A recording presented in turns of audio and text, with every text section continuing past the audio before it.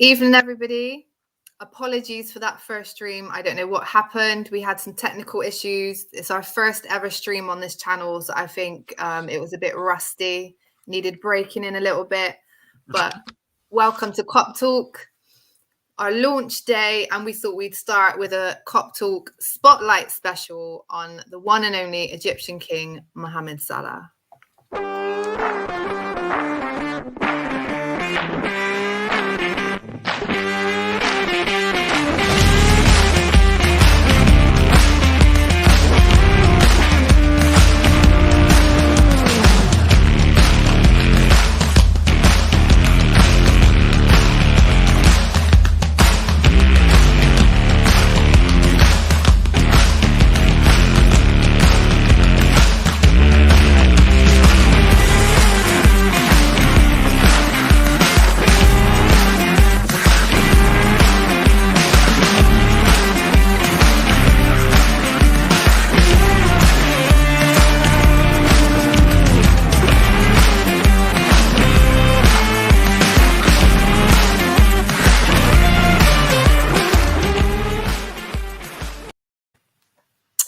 Right, so we're going to try again this time.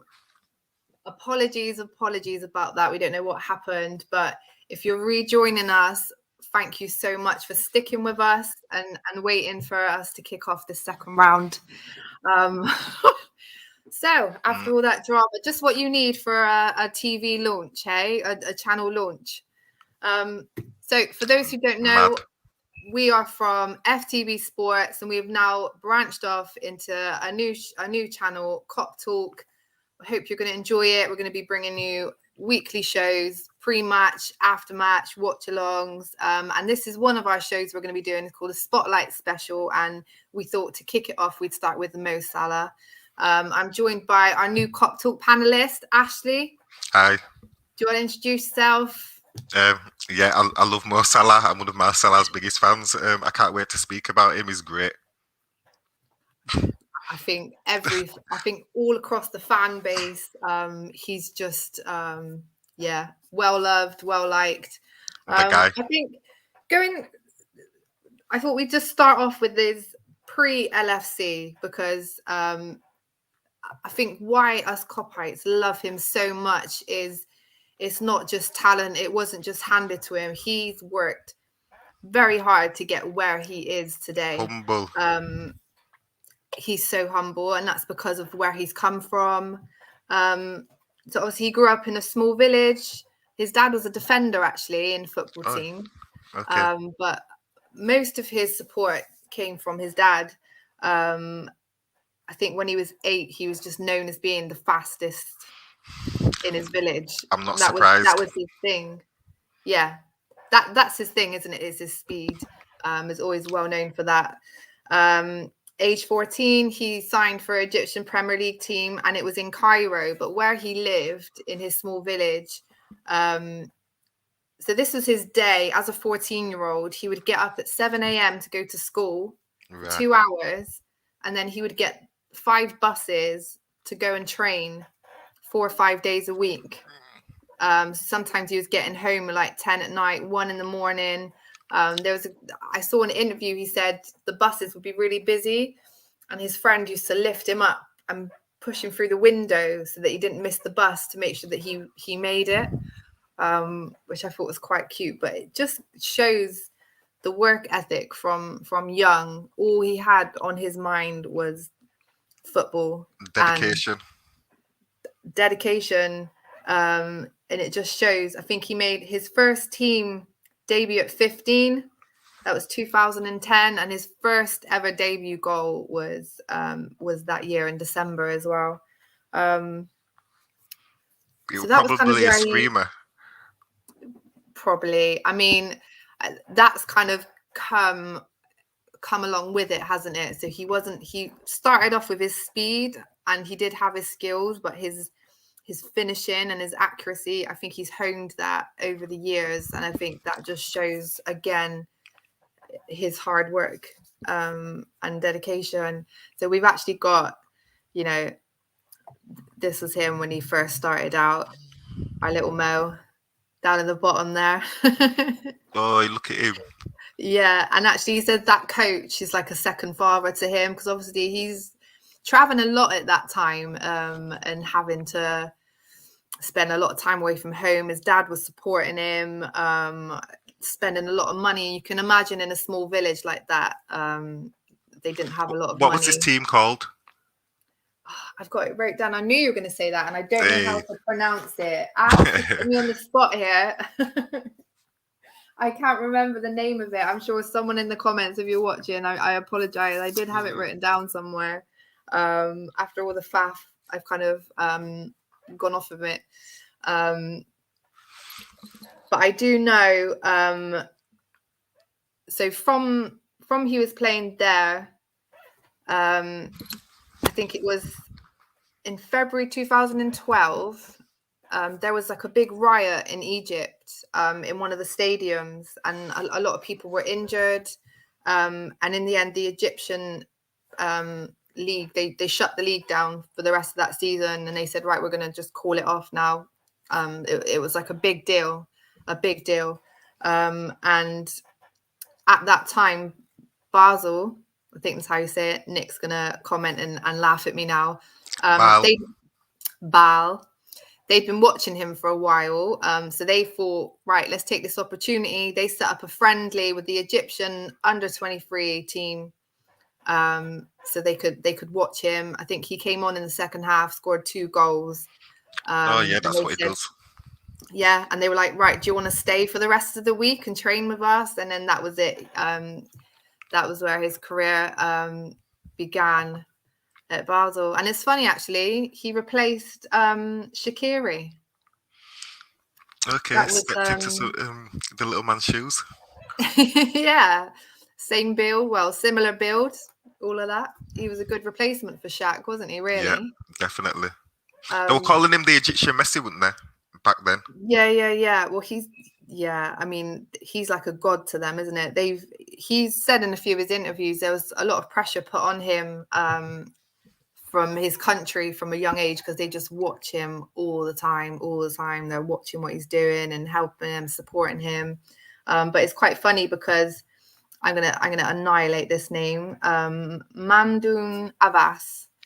I know I'm gonna annihilate that. So he was the president of a top Egyptian club called Zamalek, and before he signed for Basel, he was going to sign for them, and he came out publicly and said that he doesn't think Mohamed Salah's ready. He doesn't want to sign him on yet, and that was why he then signed for Basel in the end. Good. They saw the genius in Mo, didn't they, from early? So good. Yeah, but there's an interesting story that comes later on with that, to do with the same guy. But let's just stick with this. So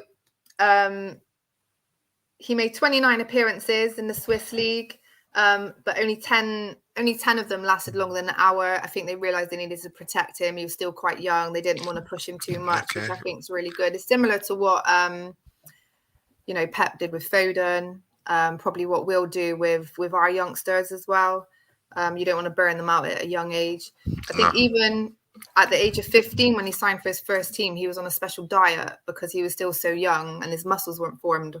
So they had to put him on like a specialized diet and stuff. I wonder what he was eating. I know, Did it say what he was eating? No, you have to research that. Probably a lot of meat. Do some digging. A lot of meat and fish, I imagine, a lot of protein. But that was kind of where he became their super sub. And then obviously, they played Chelsea, and that was where kind of the spotlight was shone on him then, wasn't it? I think I've got images. He scored twice against Chelsea when he played for Basel. I think that was one of them.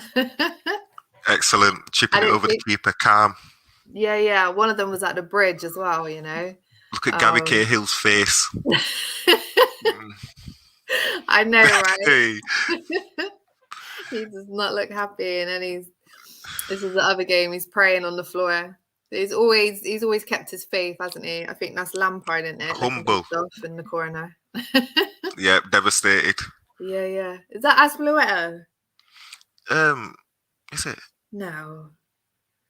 I know that's Man. David Luiz. I recognise Sideshow Oh Bob yeah, I'd anywhere. spot that hairdo anywhere, definitely. Yeah. That's the one at the bridge, isn't it? Because you can see all the fans are looking annoyed in the background. Oh yeah, stressed out.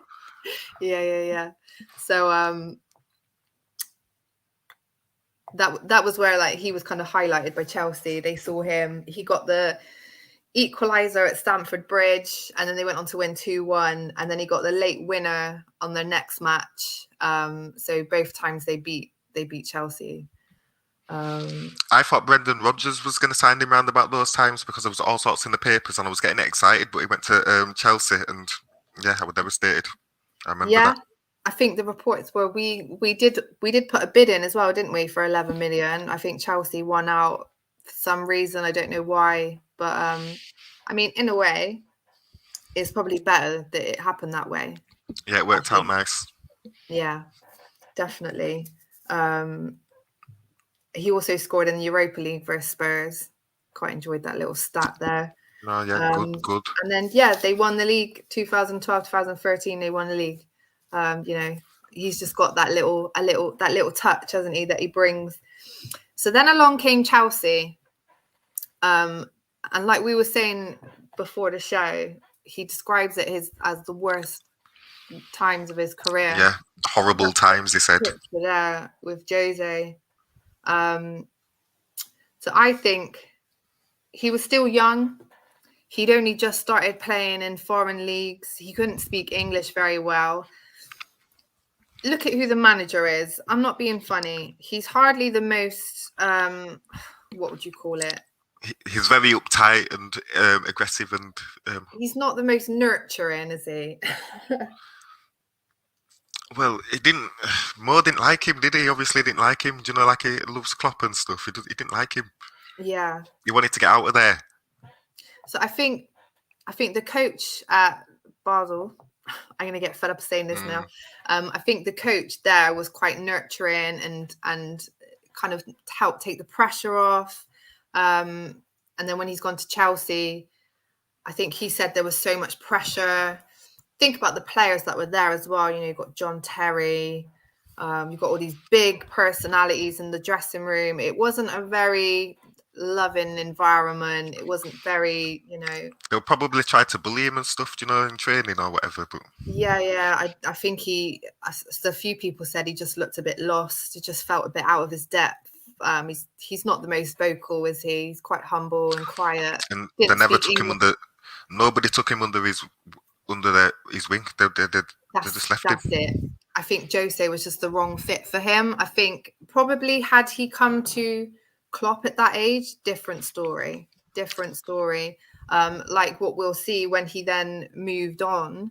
But ultimately, he said he asked to leave because he didn't like being benched. He just didn't want to be benched. He got so fed up of being benched. He said, I just wanted to play football, which just shows again when you talk about money and all this kind of things. He didn't care about that. The bench is beneath the Egyptian king. Yeah. He knew he was a king from young, so yeah. Bench. Isn't it? Why are you going to bench him? I think he had like... The joke is, so he actually scored. He scored versus Arsenal. And he scored a goal and got 2 assists versus Stoke in that first half season because he came in January, didn't he? And then the next season, he only got 3 Premier League appearances, 2 in the Champions League and 3 cup matches. So yeah, he's thinking, do you know what? I spent 7 hours traveling as a 14-year-old, getting up at 7 a.m. to sit on a Chelsea bench with Kevin grass De Bruyne. Is greener. Do you know what I mean? Yeah. I'm not doing this. So yeah, he said, I want to leave. So that was when they sent him on loan, which I think was the best thing that he could have done. So that was when he went to, again, I'm not good with my pronunciation, Fiorentina. Yeah, you did it. Yeah. Excellent. And he chose the 74 number in memory of, like I said, with the stadium riot in Egypt. Okay. he chose 74 because that was the number of victims that were involved in it. So I guess it's kind of a little bit similar, to the Hillsborough. Yeah, and I'm noticing as well, he started with his beard. Do you know when he got to Italy, he must have started, because he didn't have that in Chelsea, did he? Yeah. And the hair started getting a bit longer. Yeah. Yeah, he's got a bit of like... His style changed a bit, didn't he? He got a bit more... Yeah. Because I think he had a lot of criticism saying, you can't make it in the Premier League. I think that hurt him. Because he's one of these, he always wants to be the best he can be. Like, that's his mindset. Never Driven. give up, never stop trying. So yeah, Fiorentina, he scored the winning goal versus Inter. He scored versus Juventus in the Coppa Italia semi-final. They wanted to keep him. All right, big games. Big games. They wanted to keep him. They loved him. He refused. They did. He didn't want to stay. And that was when he ended up going to Roma. Sorry, guys, if this is a bit like This Is Your Life from Mo Salah, but I just want to get through the build-up to how he became like such a great... And look at the hair there. Yeah, it's letting it grow out a bit. That's really coming on now, isn't it? And if you've noticed, all the best players from history, they all have like at least 2 inches of hair, apart from Zidane. Messi, Ronaldinho, Yeah. The list goes on. Although I would argue that Skinhead Gerrard was epic. Oh, yeah. Skinhead Gerrard is an exception for that rule, because he just tore it apart. That was his, like, right, that's it. I'm going no hair and I'm going in. Yeah, ruthless. And that was at Roma where he got... Can you remember we were watching? That's where he got his first red card. Oh, yeah. And he didn't deserve it at all. No. Not at all. That was his first and only red card at Roma. It was the second yellow, and it was just... It wasn't a yellow card. It was a foul, but it wasn't a yellow card. No, it was play acting from the other guy. It was a bit of messing about. Yeah. But it's funny because that's literally his only red card that he's ever had. It's not been anything violent, anything like that. It just shows what kind of a player is. And his only yellows at Liverpool, like we were saying, is just for taking off his shirt. Yeah. Celebration. Yeah. And we were saying, wasn't it? That's like, do you know what? This goal deserves a yellow card. Like, I'm taking off my shirt. This is so good. I need a card for this goal. Like, this red card, yellow card. He doesn't make nasty challenges. He doesn't. No, he really doesn't. Argue with the ref. Yeah. So when he was at Roma, he got 15 goals in 42 matches. They finished third place. He got Player of the Year award. And then obviously the next season, they signed him on permanently. He got his first hat trick versus Bologna. I think that was when he had his first injury. He had an ankle ligament. He came back, and in the end, in that season, he got 19 goals in all competitions. And Roma finished second place, which for that league is pretty good. 4 points behind Juventus. So, they didn't win it, but man, they came pretty close. And then obviously, that was when we signed him. I'm just going to go to some comments quickly, Ash. So we've kind of done his backstory. So I think that's why Liverpool fans love him, because he didn't just make it. He didn't just get picked up by a big club and loaned in and out and whatever. He had to work really hard. Grafted. And he actually was at Chelsea and said, no, I want to go. I want to play games. I don't want to sit on a money bench. I want to get out and get in there. So we've got ourselves saying big and welcome, everyone. Man United Agenda saying welcome to Ashley. All right, thank you. The Man U Agenda is one of the FTB Sports fan channels. Obviously, they're the Man United one, so check them out. Even if you're a Liverpool fan, it's always entertaining. It's always fun to watch. Give them a watch and a check out. Obviously, there's a big Man U Liverpool game coming up soon. We'll have some crossover shows with them, I'm sure. Going to be a lot of hype coming up to that. Stoney is one of our Kop Talk panelists. I'm sure you saw him in the intro. Good evening, Gems and Ashley. Excellent topic on Mo for a new channel. Mutsai is one of the Man U Agenda panelists. Congrats. Thank you very much. Salah, absolute quality player.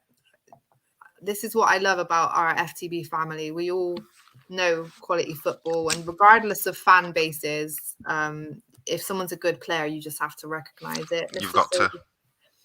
Mr. Silver Fox, he's from our Armory TV, which is our Arsenal fan channel. So make sure you go and check them out, the Armory TV. Let's have a look. Here we go. Almamolana, I think. Yeah, that was his first team. Thank you, Mukhtar. Yeah, Almo Maulun. Okay. That was his very first team that he played for in Cairo, yeah. Before Basel. From he was 14. I can't remember what age he moved now, but yeah. So why? And then we'll go for it now.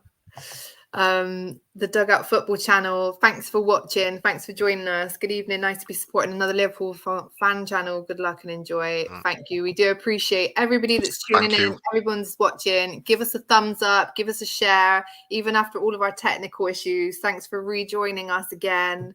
Jade. Hi, Dave. Hi, all. Another red channel to follow. Thank you for watching, Jade. This is what I love about our fan base. We all like to support each other and encompass the whole of the fan base as one. Best club in the universe. Best club in the universe, of course. They're all getting on in the comment section. Evening, everyone. Your co-host Moi is working. This is our other Kop Talk panelist, Nick. He's currently working today, so yeah. Solo from Manual Agenda, top player to give credit, have to. Congrats on the new channel. Thank you, guys. Okay, so moving on then.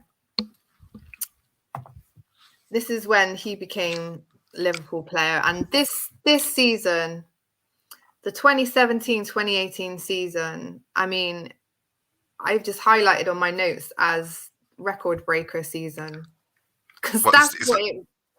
Yeah, debut season, yeah. It was just the record breaker season, wasn't it? I can still remember this now, this little curly hair guy thinking, oh yeah, okay, he seems all right. Lots of people saying, because we broke our club record fee. Thank God for that, because do you know who it was before that?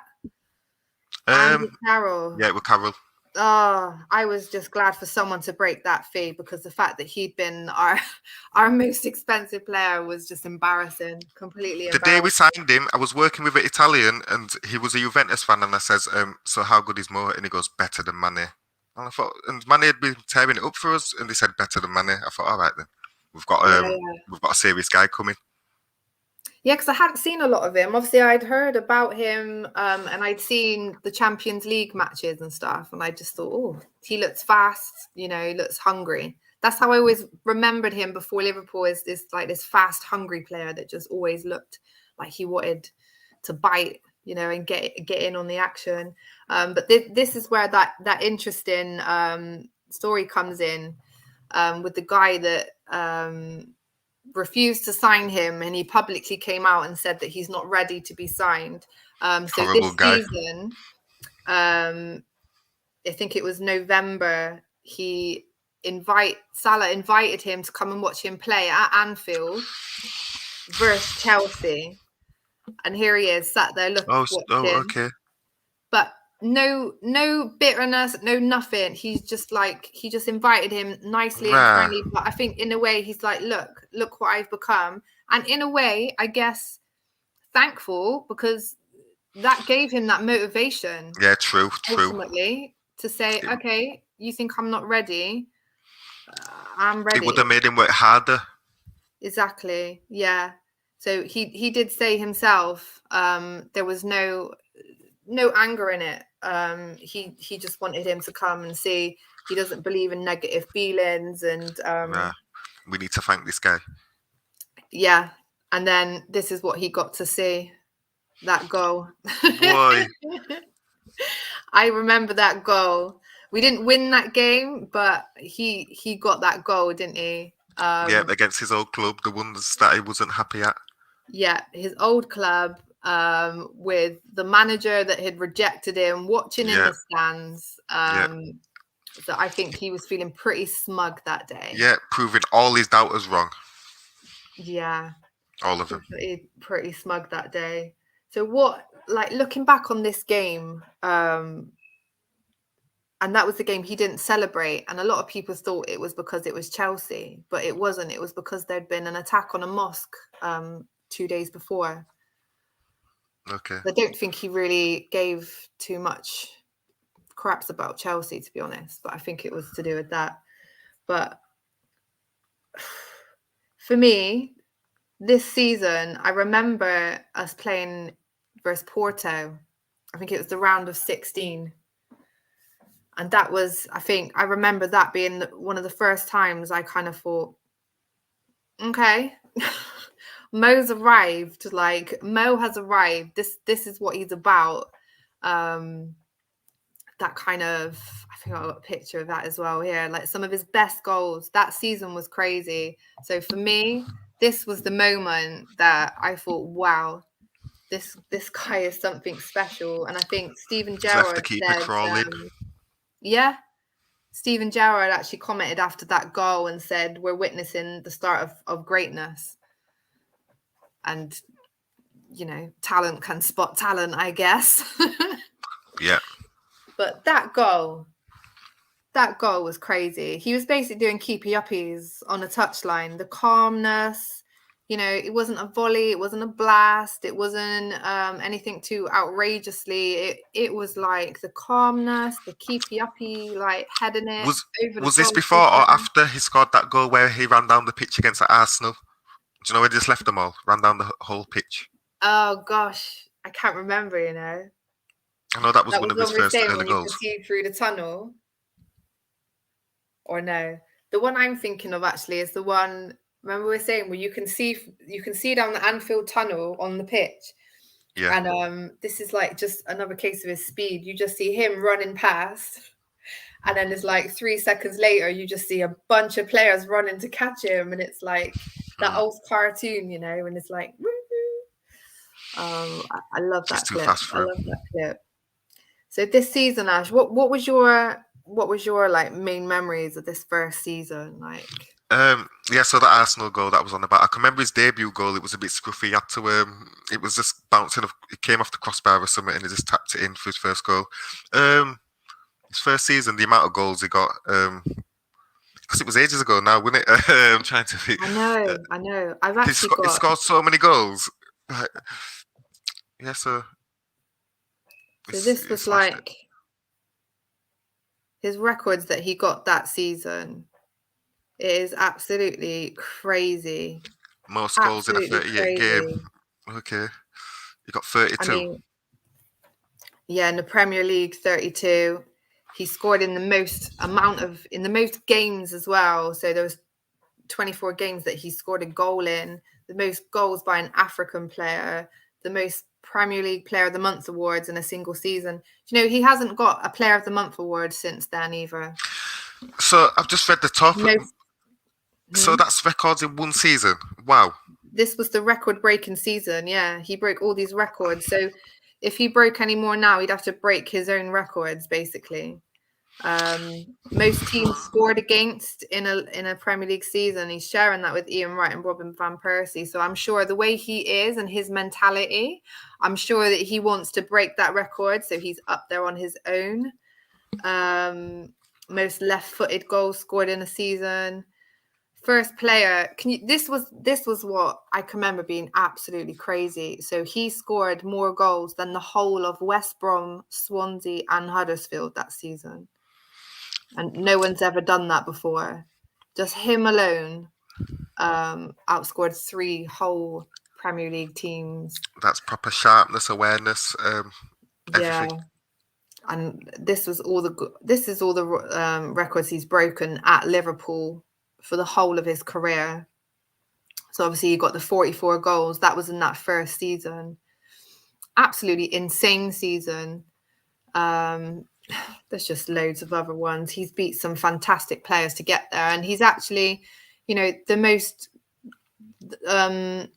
goals in the first 100 appearances for Liverpool. He's actually the first person to get 100 goals since Steven Gerrard. You know, okay, he is, I think, absolute legend. I think after My that favourite stat. season, Oh, he's got the sorry. most Champions League goals. That my favourite stat there was the most Champions League goals for Liverpool. Yeah, 28. yeah, yeah, yeah. That's 28 big games. 28 Mhm. goals. Yeah, yeah. And Yeah, there's one that he loving that one. shares. I don't know if it's in there. Yeah, most Oh, European goals in a season. So in one season, he got 11 goals, sharing it with Bobby. I'm liking So that one at the bottom as well. Do you know that fastest place to score 100 top flight goals in Liverpool history? Wow. I know, right? 151 He's not messing games, about. 100 goals. It's absolutely crazy. Absolutely crazy. It's just the way, and even that one, the first player to score 20 plus goals in 3 different Premier League seasons, and how this, What? And all these top strikers that have been in the Premier League. And he's like, oh no, that's the first Liverpool player. But yes, still. yeah. When you think about the consistency we've had with him being there and him staying in. But I'm looking at that. So that's 2017, 18, 2018, 19. So the 2019, Consistence. 2021, I think he just missed out. Did he? Can't remember what he scored for that season. But I mean, these just some amazing stats. Some amazing stats. But I Blew think my mind. his time for us, he kind of brought something back to the club, didn't he? I was really annoyed after the Man City goal. There were some comments and criticism saying that Liverpool fans don't appreciate him. We don't, I don't know what, but I was thinking after that season, that 2017, 2018 season, he broke all those records. He scored some standout class, world class goals. We were going crazy over him. And what were we told? What were we told about him? That he was a one season wonder. That's what he was told. And that's what we were told. I have never met another Liverpool fan who said, "Oh yeah, do you know what? I don't like Mo Salah. You know, I think he's a bit." I've never heard one Liverpool fan complain once, not even I once. have. And what? So we've got, I have, yeah. So we've got like I'm in like a Liverpool group, and years ago, and even now to this day, you know, after he scored the Man City goal, we were like, oh, he's crap though, right? You know? But I think some people just out of pride won't admit they were wrong. But what did he have? What could he have possibly to say about Mo Salah being like? What could he say? He scored on his debut. So what could he have done? Well, he's scored on his debut every season since he's been with us, hasn't he? And That's that's another record he's more broken. records. Yeah, the records he breaks are crazy. There's also something really cute. So I think when he came to Liverpool as well, I think not only did the style we were playing suit him, but it was the environment, the Liverpool environment. Like we were saying, we're a great fan base. We make people feel welcome. It's kind of like one big family. I always say to people, it's almost like a religion, you know, and you'll never walk alone is our kind of symbol message to each other. I think he just felt the love. It was kind of similar backgrounds, hard work. He'd come from a small town, small hard working town. The songs that got sung about him definitely have something to do with the love in it. The songs. Yeah. Because there was the chant about if he scores another few, I'll be Muslim too. You remember that one? He's Okay. good enough for me. And a lot of people were like, oh gosh, you can't say that. And he actually publicly came out and said, no, I like it. And a lot of the people in the mosques and that were saying like, yeah, this is good what he's doing. If people are saying like, if he's praying in the mosque, like I'll be there with him kind of thing, you know. I think there was a stat that came out, and actually in Liverpool, the hate crime towards Muslims was reduced by 16% since he's been in Liverpool. I think he just brings awareness. He shows what it's about. That goal he got for Chelsea, can you remember the banger that won goal of the I will year? never forget the banger. Yeah, so I don't like talking about racism and the negative side of stuff, but he got some racial abuse from the Chelsea fans before that game. They were chanting some not nice chants about him. And I think that was his response to that. And then he did the peace pose, didn't he, as a celebration? And I think that was him showing, you know, this is what it's about. It's peace. It's not about, you know, the terrorism thing that they were trying to bring into it. So, yeah. Just looking on as well, it's not just him scoring these goals because of his pace and all this stuff. Like, did you say how many goals did he scored in like different varieties? You had some stats there, didn't you? Yes, something like his left foot. 2 seconds. Do you know, memory and stuff? But yeah.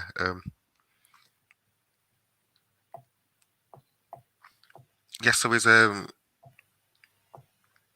left-footed. Where's his left-footed goals? I've got how many his providers for the 100 goals. Yeah. So who do you think provided most of his goals? Oh, this is a question, isn't it? Quiz time. I'm so competitive. This is going to bug me now, and I'm going to overthink it. Bobby or Mane? Oh, do you know what? There's one between it. It was Bobby. You got it right. Do you know what? Yeah, correct answer. Yeah. Bobby is in the middle, isn't it? So it's who do you think? His assists are high as well. You know, he does help assist other people too. Yeah, I think he's the top assister. Do you know, since he's been there? Yeah. Who do you think he scored more goals against? I know Bobby's is Arsenal. Okay.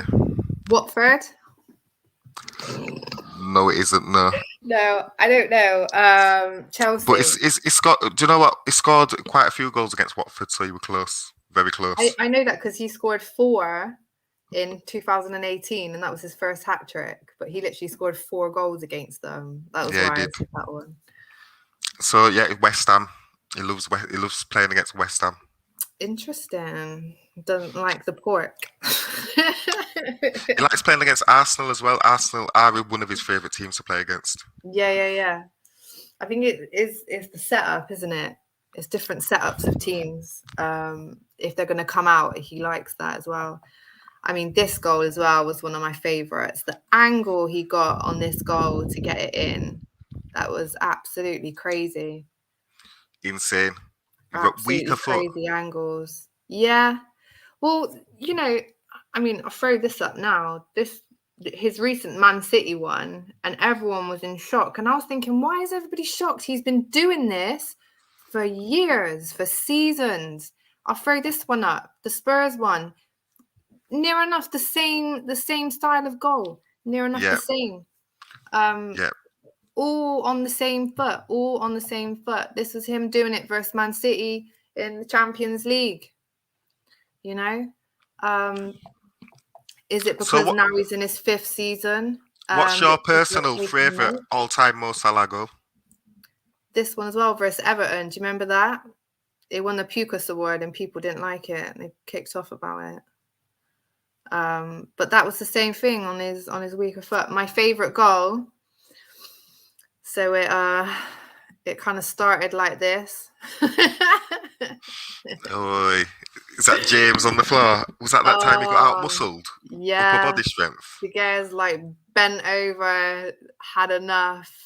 It was just because he hadn't scored against Man U, had he? I think we'd played against them for five games and he hadn't managed to score against them. And I think this game he was like, right, this is it now. I'm getting this goal. He loved it. Out comes Becker with his amazing, he's spot on passing, hasn't he? And then he is running down onto the goal. I mean, you could say, it's just 1-on-1, but James was on him. He was on him and he was holding him off all the way down to De Gea. De Gea's got all that time to get ready, get in position, to just hold him off. And he's just done him. That was yellow card worthy. Look at that. That is prime specimen, isn't it? Prime specimen. And then it was the all famous Becker knee slide to come and he's literally praying at his feet like, you are a god. I think that goal, that was my favorite goal. I think just because of the emotion of it, the feeling of it, and it's Man U. Do you know what I mean? Yeah. Doesn't matter where we are and where they are. It always feels good to score against them. I just like the way he outmuscled James. It just like in the Liverpool top, it was like to say we are a stronger team than you lot, and just it was like a statement. I know it was the composure as well and the speed. Yeah, De Gea, you know, at that point as well, I think he's kind of fell off a little bit now. I won't get into that, but a long time ago, top keeper. You know, it wasn't like it wasn't an easy thing to do, and he just made it look so simple. Ian Shaw, surely Salah was player of the month, not showman Ronaldo. I mean, we won't go into that, but I will say Salah hasn't won player of the month award since 2018.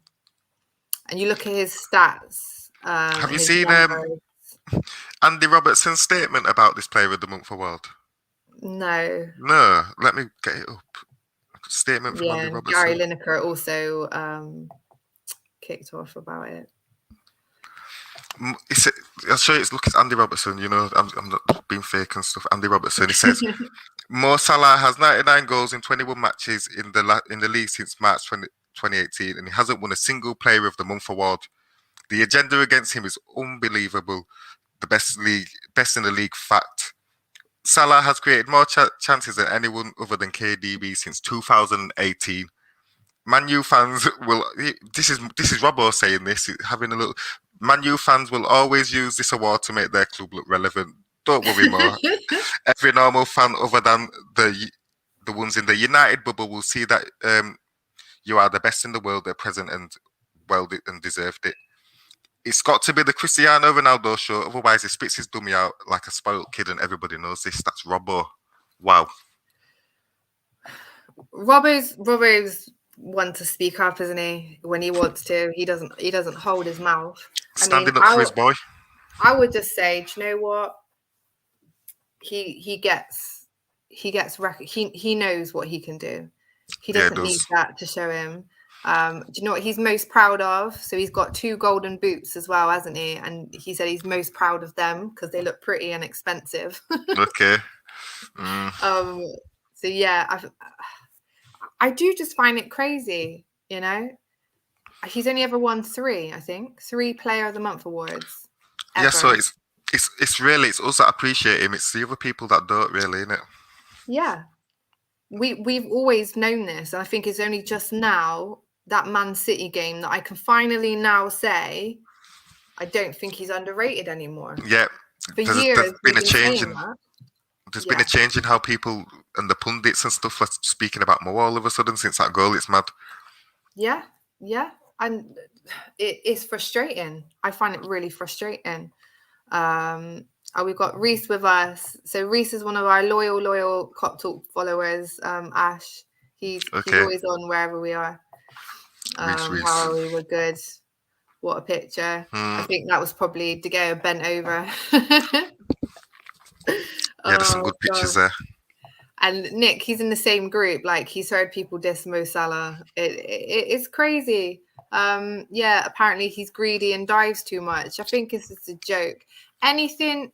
He's a top class striker. Did anybody call Alan Shearer greedy? Did anybody talk about Ian Wright and say he's greedy? No, they just say they're top class players. It's just mad how we're comparing the Egyptian winger that we got to these strikers like Alan Shearer. Don't you think that's mad? He came as a winger, and we're talking about him and Shearer in the same breath. Mad. There's nobody current that you can compare him to. No. That's around now. There's nobody current that you can compare him to. It's like with Virgil when they compare him to like Rio Ferdinand and stuff. And it's like, you have to compare him to retired players to make it a healthy competition. But I feel like it's the same with Mo Salah. And right now, I saw a lot of players come out, ex-professionals as well, and say right now, if they had to sign somebody, anyone in the whole world, even Mbappe, they would sign Mo Salah right now. Of course. Right choice. Now. He's consistent. His numbers speak for themselves. He's barely ever been injured. I think we said his most recent one was COVID. Yeah, COVID, and he's had a couple of ankle injuries in 2019. Yeah, But so I was going to get onto that as well. So that was obviously 2018. We'd made Champions League final. It was our first Champions League final in 11 years. He scored a brace versus Roma. I'm sure kind of enjoyed that as well. He got PFA Player of the Year award. But that was when the Ramos, talking about injuries, that was when the Ramos issue happened. Heartbreaking. I think he openly admits he was crying, absolutely crying. I just think there was no need. He knew what he was doing. He knew 100%. exactly what he was doing. He knew that it was going to cause some form of damage. You don't do that. You don't, hold somebody. It was part of the plan. It was weird how they was looking at him. Do you remember in the tunnel before they came out, and they was just all looking at more like weirdly and stuff, Cristiano and stuff, and it was just weird. Well, they knew who to target because they knew he'd been breaking records all season, so they knew who to target, and they were like, right, we need to get him out of the game. And then ultimately, scumbags. We lost that final, but that was the first final we'd got to in 11 years. That was his first season with us. So I think that just gave us the drive. And like all of them said after, right, next time we get there, we're going to win it.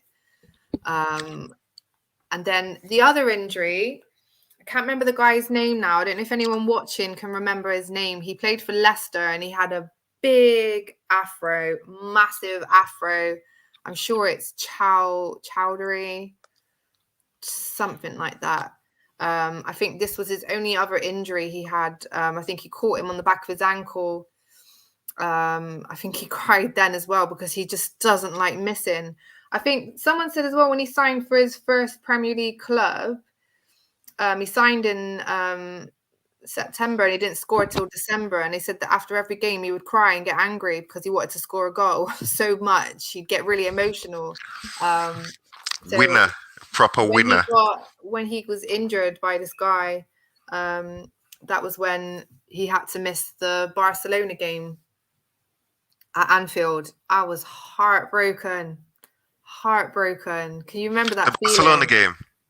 The Barcelona game at Anfield. When Mo came with the T-shirt, saying "Don't give up." He walked around in front of the lads with his T-shirt and he inspired them to smash Barcelona off the field. Yeah, that game. Yeah. But I can just remember him getting injured, and I can remember getting all of the abuse from the other fans, like, you're going to lose now, you're missing Salah. And it was just like, why now of all games? But I heard the local Liverpool fans was lighting fireworks, near the Barcelona hotel to keep them up all night and stuff. I heard a lot of people did some work. Yeah, I know they do. They do like to go on with stuff like that, don't they? But I think, do you think in some ways the fact that he was missing, it kind of made the team try that bit harder because they think, right, we're doing this for Salah now. And he actually said it was the most stressful game he's ever been to because he had to watch. And he said, you can't do anything. You just have to watch and you can't do anything. It just proved to the world that we wasn't a one-man team. As good as Salah is, we wasn't a one-man team, and we had other good players to that would made us better than Barcelona. Because they wasn't all that really. They was a bit overrated. So yeah. Big up Talk. He's from Manu Agenda as well. He does some great work behind the scenes. Top guy. Thanks for tuning in and watching. And he's saying hi to you, Ashley. Hi. Nick saying Robbo's a Scot. They don't mince their words. And spoke the truth. Saying Robbo talking facts. Absolutely. I just want to. So we've kind of spoken about his goals, his time at Liverpool. He kind of went from this little village kid to going to Chelsea. And he said when he left Chelsea, he'd always had it in his mind, always at the top forefront of his mind was, I am going to go back to the Premier League and I'm going to prove everybody wrong. That's what he said. All that was in his mind when he left was, I am going back and I am going to prove everybody wrong. I'm so glad he didn't end up at one of these other clubs. It could have been, do you know, imagine that. It could have been back at Arsenal and they would have been, imagine that. I know, Or, right? I know. Or right? Man United. I don't even want to say that, but yeah, it could have been at Man United. Could have been so different. So different. But Man U were kind of in a bit of a mess at this point. In a pickle. Didn't they have Jose back again? Like, you wouldn't have wanted to go back to Jose after what true. Last time. You'd have been like, I've been there, done that. I just think Klopp was just they're the perfect pairing. They are. I think he had the magic in him, but I think Klopp's opened it. He's definitely made him better, 100%. Yeah. He's that manager. I think Salah said, pre-season with Klopp, he said, it's stressful, it's tiring. It's so much, it's hard work. But I think he loves it. I think Klopp just looks at players like him and he's like, all right, it's speed. That's his thing, is his speed. So what am I going to do with him? I'm going to put him on the wing and just tell him to attack. Like that's your thing. That's and dedicated Mo Salah worked on his finishing, didn't he? He didn't just leave it at that. He worked on his finishing. He did. Yeah. So most people don't know this, but when he was at Basel, he rented some land and bought a goal net. I think that was in Rome, Roma. Yeah, Roma. For the 2 years he was at Roma. I think it was 2 years, wasn't it? He was there. Yeah. Every single day, people, every day after training at Roma, he would go home. He rented his house with this big field and he would practice shooting. He said he had the cones, he had the goal net, and in the goal net, he had that thing with the holes in the corners, and he would just practice finishing. And that was all he would do. And it reminded me of, David Beckham. His mum saying that he would just come in from school every day. He would practice free kicks. Yeah. So he always had his speed. From he was 8 years old, he was the fastest in his village. But he honed that finishing ability for 2 years straight, just practicing every day that finishing. I also wanted to touch on his Egyptian influence. So he's literally, they call him Egypt's son. You've got some dedication to him right now. Yeah, loads of Egyptian stuff up there. He's literally, they call him Egypt's son. He's done so much for his hometown. So even for international, I think the day he became a god for Egypt was there was a World Cup qualifier. Yeah. And who was it against? Libya, I think, wasn't it? Or no, Congo. I've actually got a picture here. And they scored like right near the end of the game.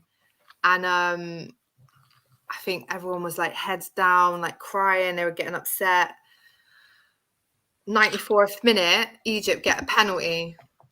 And then this happens. Mo Salah nerves scores. Of steel. That was the first time Egypt had qualified for the World Cup qualifiers for the World Cup in, I can't remember how many years now. I think it's only the third time that they have. It was absolutely crazy. I think from that, they've made him captain since 1990. That was the first time they've qualified as a country for the World Cup. Yeah, and Sergio Ramos injured him, so he couldn't even play in the World Cup, could he? Because he was recovering from that injury that Sergio Ramos did. Yeah. I know. Horrible guy. Yeah. They still took him though, didn't they? They took him along regardless. Oh, they had to, for morale. Yeah. Look at the streets just celebrating him. I absolutely love him. But he's got 45 goals for Egypt in 72 games. Like, I was watching Germany the other day and they were like, oh, Muller, he's got 41 goals for his country. And I was thinking, Salah's got 45. You know what I mean? And he's not playing for some big team. He's playing for Egypt, you know. They've Muller only might have actually about made the World 150 Cup. caps. Yeah, well, this is it. I mean, obviously, both ways. So he's got more competition to score because there's other players that are scorer. Mo's probably like the main scorer, but I think there's another guy that does get goals for Egypt. Geda. But yeah, he's doing it for his country as well. But he's such a nice guy. So he's like gone back and done loads for his country, his charity work. So he built a girls' school in his home village, so the girls wouldn't have to travel far to go to school. He bought 5 acres of land so that they could construct a sewage treatment centre in his village. He supplied food and masks and oxygen masks during the COVID stuff. He built an ambulance centre in his village because they didn't have one. Saint Mo. Yeah, he's set up a charity there. I can't remember what it's for now. They're going to build him a statue. Definitely going to build him a statue. His murals just on buildings all around. If you have a look, I don't know if you can see, there's like certain documentaries on YouTube. There's just murals on him of him like down the streets on corners and stuff. Right. All the kids wear his shirt and say, you know, I want to be like Mo Salah. I want to be like Mo Salah. Excellent. So he actually, I think the country went through an economic crisis at one point, and he gave them like, I don't know how many it is in Egypt dollars. I think it was like 3 million. He subsidized 450 families' monthly allowances as well during that time to make sure that they had food and stuff. He donated 3 million to the National Cancer Institute. So much stuff. But He's like role model. One of my favorite stories was the house robbery one. So in 2017, somebody robbed his family house in, I think it's Nagrig. That's how you say it in Egypt. And they caught the guy that robbed his house. So the police have messaged him or phoned him and said, "Oh, we've caught the guy that robbed your house." And he's like, "No. Let him go. Don't charge him." And he felt like this guy must have done this for some reason. I mean, to rob someone's house, you must be desperate, right? Yeah. So he's met up with this guy, gave him some money, and basically helped him get a job and get him into employment. Our celebrities that beat people up, do you know? Well, they do, don't they? Our celebrities beat people up when they see them on their property. Yeah, and not mentioning things their like names. that. So, looking all of that charity work, and like I'm going through all of it now. There's loads more that I've written down that I can't even. I'll be here for hours listing it. So when I go through all of that, and then you hear this transfer rumors and the contract talks and stuff, this is why I don't believe it. I can't believe that this guy, he's not going to do it. You know, got someone that robbed his family house a job and gave him money, is sat there upset and angry and demanding. I think there was a rumor it was 500 a week at one point or something ridiculous. I don't think it's coming from him myself. What's your thoughts on this whole contract saga that's been going on? Where do you think it's coming from? Who's pushing? Newspapers need stuff to sell, you know, like clicks and stuff. So yeah, they need to talk, and they're talking about the hottest guy in football right now. So they've got something. His contract ended for a while, is it? So, but they're speaking about him because he's the name on everybody's lips when it comes to football. Do you know? So you're gonna. If I was a journalist, I'd write about Mo myself, innit? I just think of something to say. I know. I personally, I look back at Torres, Suarez, Coutinho, and I just think we're a Liverpool Football Club. We won't be held to ransom over a player. Yes, he's our greatest player. Yes, he has been this will be his 5th season. However, you go back to that Barcelona game. He does not make our club. He is not, you know, we're not the Mo Salah club. We're a Liverpool Football Club. And yeah, I want him to stay. Of course I want him to stay. One thing I will say, and I agree with FTB Nick, pay him what he's deserving. I think he's worth 300k. Yeah, give him what he wants. Give him what he wants, innit? There's no other player out there. I think he's the best player in the world. So now we've got the best player in the world. If he wants any more money, just give him it. It's only money at the end of the day. So our pay structure is a bit different, though, isn't it? Because but this is Mo Salah. So the season, the record-breaking season, even though it looked like he wasn't on a lot, I think he earned the most out of any player that season because he gets bonuses for goals scored, games won, trophies won, all that kind of stuff. So it's all incentive-based, which, you might look and think, oh, he doesn't earn a lot, but ultimately he does. All the records that he's broken, I feel like he's earned the right, to just more money. Just give him it, just because his name's in history, and he's not a greedy person. And with that money, he's gonna do the right thing with it. He's not gonna just keep it himself. Do we believe that that's what is actually happening, or do we think that'll be his agent? Because he employs an agent, and his agent's got to do something with that wage in it. So he's got to do something. I don't actually believe that it's all holding up over this big weekly wage issue. No. I think we had a similar thing. They tried to make a big fuss over Henderson, didn't they, at one point? Saying about money and all this stuff. But actually, I think what that contract situation came down to was him wanting to make sure he was getting first team game, like first starts, game time. Okay. I think that was what that was coming down to, or something like that anyway.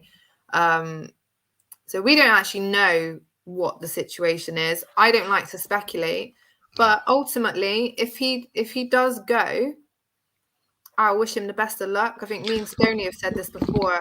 I wish you the best of luck. He's not going. No bad feelings. You go on. We'll have the money and we will reinvest. I'm not gonna. I can't picture in my mind Mo Salah going. I'm not even willing to entertain those thoughts because he's just too happy, right? He loves Liverpool. The other leagues are weaker, and it's not driven by wages or money because the other teams, rich teams, could have bought him at any point. At any point, if it was about wages, they could have just offered him more. This is what I don't understand, and this is why I don't go with all this paper talk and all this media talk, and I just try and stay out of it. I thought I'd just touch on it today, but I don't. I can't see it myself. Like this guy that's done all this charity work, built hospitals and schools, and donates money to people. He's just so humble, such a lovely guy. I can't see him being driven by this. He left Chelsea because he wanted to play football and get game time. I think he even said once, if you do what you love and you're good at it, the money will come eventually. Oh, Mo knows this. He does yoga. He knows all this stuff. He's very spiritual. He's very spiritual. He said he believes in the laws of attraction. So if you think about positivity will come to you. And Mo knows it will upset his family if he was to uproot and move country or somewhere else just for what? For more money. Well, the whole of Egypt would have to start changing all their decor and updating all their murals and stuff. There we go. The whole of Egypt loves Liverpool right now. Like it's Liverpool Central. Mo's happy. He's happy. He's happy. I just think he's signed on till 2023 anyway. I don't get what the big fuss is. I really don't know what the big fuss is. I think he'll be Aguero's age then, 31. But he's in a much fitter, more prime condition than what Aguero was. That might be the whole ripping his top off thing, So he might be saying, listen, I've still got it, I'm not going anywhere soon, that sort of stuff. It could be. I don't know. Well, he is very proud of it. Can you remember his little bromance? It was so cute that he had with Lovren. I've actually got some... I'm not a fan of romances. Can you remember when he came? I think this helped him settle as well, though. I think. Yeah, true. Lovren said he was really similar to him. They both kind of came from like this little village. So he was Croatian, wasn't he, Lovren? Yeah, war places and stuff. Yeah. Lovren came from war-torn place. Yeah. Yeah. So he said they were really similar, and they just became like best friends. And I think that helped Mo settle as well and feel comfy. And they were together all the time, weren't they? And I think this was hilarious because they played the table tennis thing. And if you can see in the bottom left, I'll make it bigger. So Mo's handing Lovren the trophy. He don't Mo want to, was does he? You could tell by his face. He don't want to give him that trophy. Mo was the table tennis champion, and Lovren beat him. And I don't know if you can see the table tennis racket on the left. Oh yeah. But Smashed Mo to wasn't pieces. very happy about it. And this is what Lovren actually posted on his Instagram. And he said someone wasn't very happy when they lost. Wow. You look at the racket. But they actually had a lot of banter. And this is some of the text. Like Lovren would put these up on Instagram. So this would be Mo. Like he'd send him. The first one was Lovren said, "Oh, that's when you stop breathing and you tense your muscles up." So Mo would send these pictures to Lovren.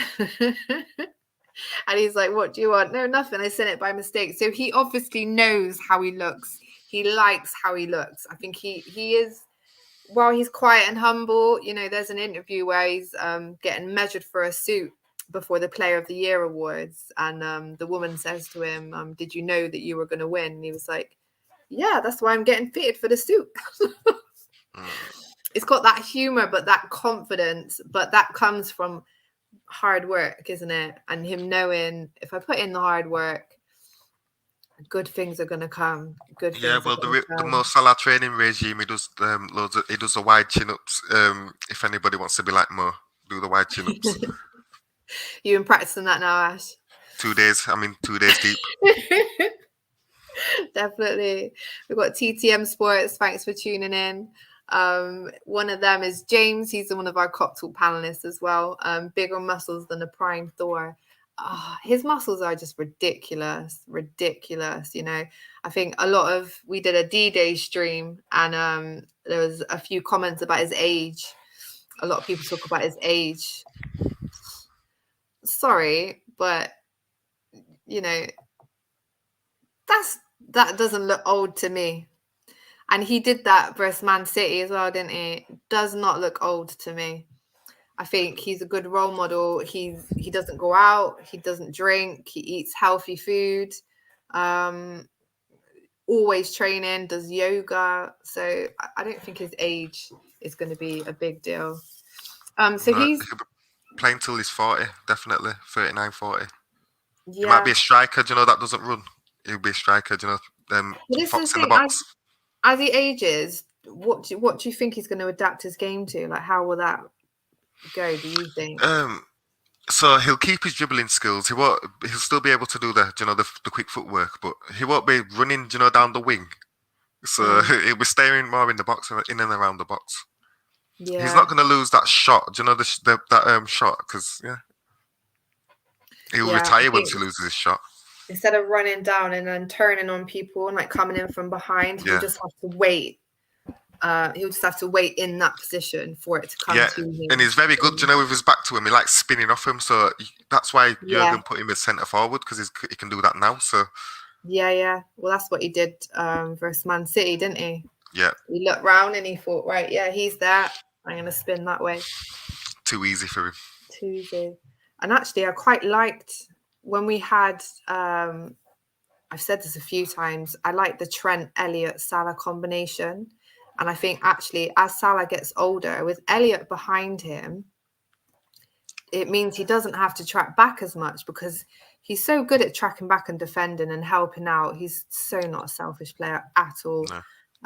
I think with Elliott being there, more energy, it will make, as Salah does get older and lose his legs a bit, which I have yet to see. No one questions Lewandowski, by the way, or know, Muller, Ronaldo, Messi, all these. It's players. How you look after yourself, and obviously Mo's looking after himself, so he can go till however long he wants. He's fitter than Luke Shaw, I'll tell you that. Easily. So who do you think, right? If we had to swap Mo Salah for a player to make us better, do you think there's anybody out there who exists who we could swap Mo Salah for and be a better team? No. Exactly. So he's like best player in the world then, isn't he? Yeah. That's how I came to my decision. I look at, I think even the situation we had going on with Mbappe, I look at him now in games and I think Mo can do it. How I rate Mo fully. Last season, we were struggling. Our defense was non-existent. We had to drop Fabinho back in the defense. The midfield was struggling. He still got, was it 31 goals? Something ridiculous. I don't think it was that much. I mean, in the whole season, I'm pretty sure he got like 31 goals that season for us. But he still was doing his thing. He was still doing his thing, you know. And I look at Mbappe versus that Reigns game, and there was Mbappe, Neymar, and Messi, and they had 0 shots on target. Yeah, I 0 remember that shots game. on target. And I I'm think watching it. put Mo Salah in PSG team. He's getting a shot on target in that game. He is. At least, you know. It's not 0-0. It's not 0-0 with Mo in that team. No, but you He's know either what creating or. Yeah. Do you know what I think it is more than anything? Look at Wijnaldum now. Did you see what he came out with, his statement today? No. That he's not happy. And it's Not not what surprised. he thought it would be. Brilliant news. I just think, you know, people underestimate Klopp and what he brings out in a player and the environment that he puts around them, and he knows where they're suited, and he knows how to play a player. He knows how to play a player to their best ability. And I think that's what he did with Wijnaldum. That's what he did with Coutinho. And that's what he's done with Salah. That's what he's done with the whole team. Not just the team, the staff, right? You see that I've been watching the Liverpool training, right, and even the dinner ladies, everybody's comfortable, you know. So Wijnaldum will miss all that stuff, you know. He's gone to France, and it's just everything will be different, won't it? Now he's with these massive egos of Messi and Neymar and Mbappe. All they probably don't even talk to him. They probably walk straight past him and don't make an effort. Yeah. And then he's tweeting and messaging Virgil like, "Hey." Yeah. That's what I mean. He misses everybody, doesn't he? Yeah.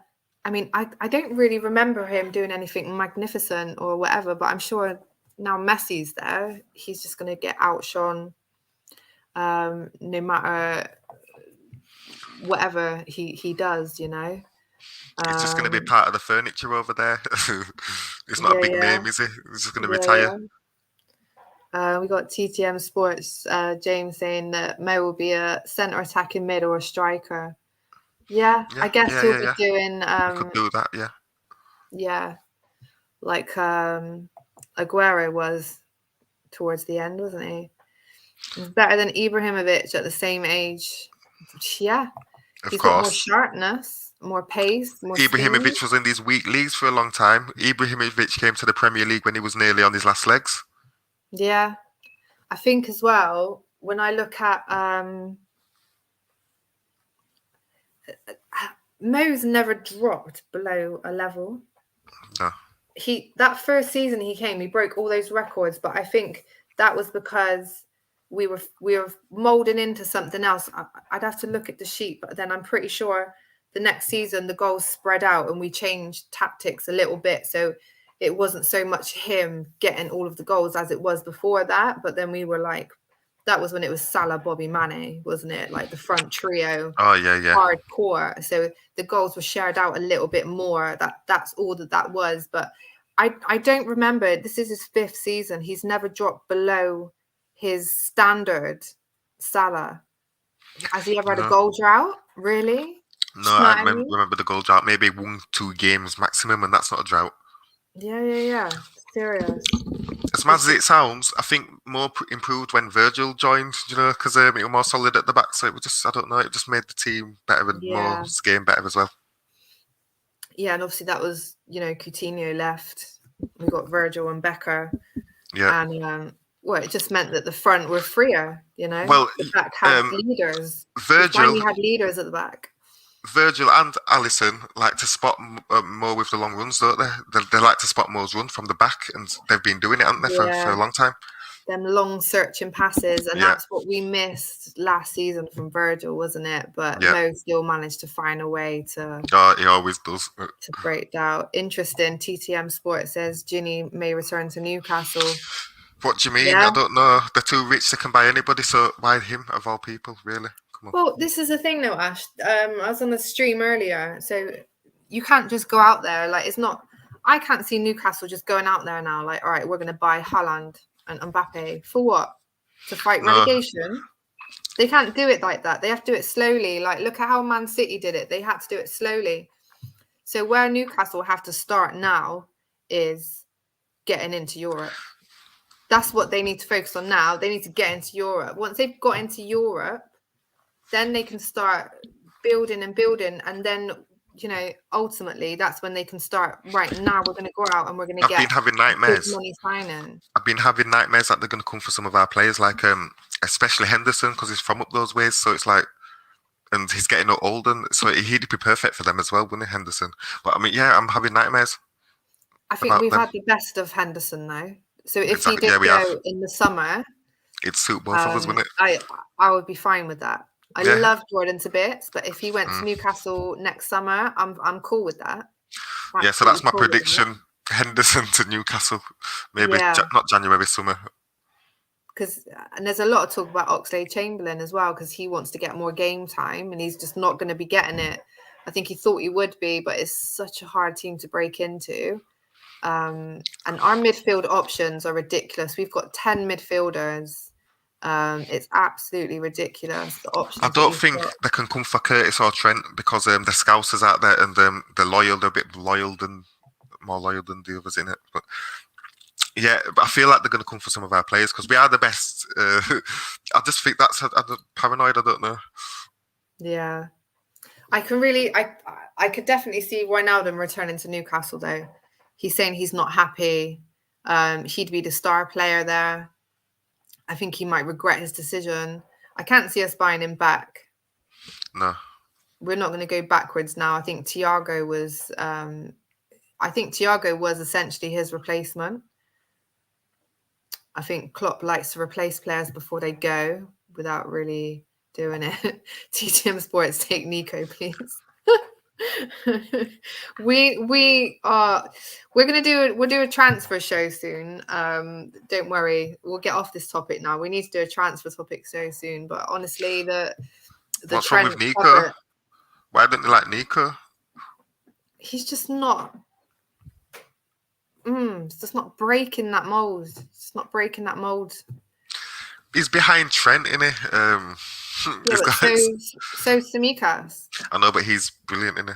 He's a well, great there you go. kid. But that's what we need. We're Liverpool, man. That's what we need. We can't be sticking Milner in there like a bandage every minute. True. It shouldn't be Milner, should it? No, Milner's probably last season now. You know, we need cover. We need better cover. We need someone that we can put there that we know is not going to be. I don't expect it to be exactly the same switchover, but it needs to be a standard where you're not sat there thinking, "Oh my god," you know. So who would you sign? Who would you sign? We've got a 35-year-old marking a 16-year-old running up in a bloody wing right now. Who do you think we should get for cover for Trent? I don't even know right now. Like, I feel like I'd want to look around at some. I wouldn't want anybody established. I feel like we need someone that Klopp can mold into the way we play, into our philosophy. And because Trent's so young as well, they'd almost have to be younger, I guess, but just have more drive within them. But I'm pretty sure we've got, what's his name? Is it Owen Beck? Ian Rush's nephew. We have got some other youth players that are looking promising, but that's even younger. Like we need someone Trent's age that is a better, more solid cover. But like I said, we'll get onto that. We'll get onto that subject another day. So we're going to wrap up this Mo Salah show now. We'll just finish these comments. So yeah, they're saying about Henderson going to Newcastle because obviously he's from Sunderland, isn't it? So they can't see that happening. There's been worse. There's been worse. People were arguing and saying that Sunderland deserved to take over more than Newcastle, but you know, insane. Imagine they got it too, you know, and then they're battling out. That would be crazy. TTM, if Nico's development was going well, we wouldn't be playing Milner. Very true. This is what I'm saying. But Milner's still good though. It's decent. It's not shabby. Yeah, and I think he played versus Chelsea because of experience, but he's actually played for 4 games now in that position. And obviously Nico's just not ready. He's just not on that level. And actually before him, I would choose Gomez, then Konate. So for that position, I would go Gomez, Milner, Konate, Nico. In right That's back. the order that I would refill that spot. He's nowhere near top 3. No, it's not. It's just a kid, isn't it? He's a Wales international. I'm just trying to, Yeah. I don't want to be too TTM harsh saying on it. Max Aarons. Possibly. I think we'll have to get you on and we'll have a little debate on Trent's replacement. This is definitely a good topic for another Kop Talk show. Right, we're just going to wrap it up. The spotlight special on Mo Salah, definitely world class, definitely the best in the world right now. And I think the reason all of the Liverpool fans love him is, he's worked hard to get where he is, and that's what. And this guy screamers in big games and smashes the likes of Man United, Always in big Chelsea, games. Man City. This is what we like. TTM Sports saying that he could play for Wales. It's not competition. It's not overly hard. So I just wanted to finish up with a really fun, interesting fact. Well, I think it's quite funny.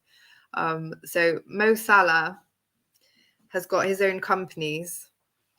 So he's got an endorsement deals in a company in real estate, and it's called Salah UK Commercial Real Estate. And then in March, he created a company and they invest in bricks and cement. And it's called Salah UK. If you're ever interested in ordering any bricks and cement, check out Salah UK. I want the more bricks. We want the Mo Salah cement and bricks. That's it, definitely. Right. On that note, we're out. Thank you, everybody, for watching. Apologies for the mess up today. So we're going to be back on Wednesday at 8 p.m. and we're going to be talking about the next 7 games that Liverpool have got. I think we're starting with Watford, Atletico, Man U, and then it just rolls on up until the next international break. So we're going to be looking at, where the banana skins could be and who to look out for in that roll up.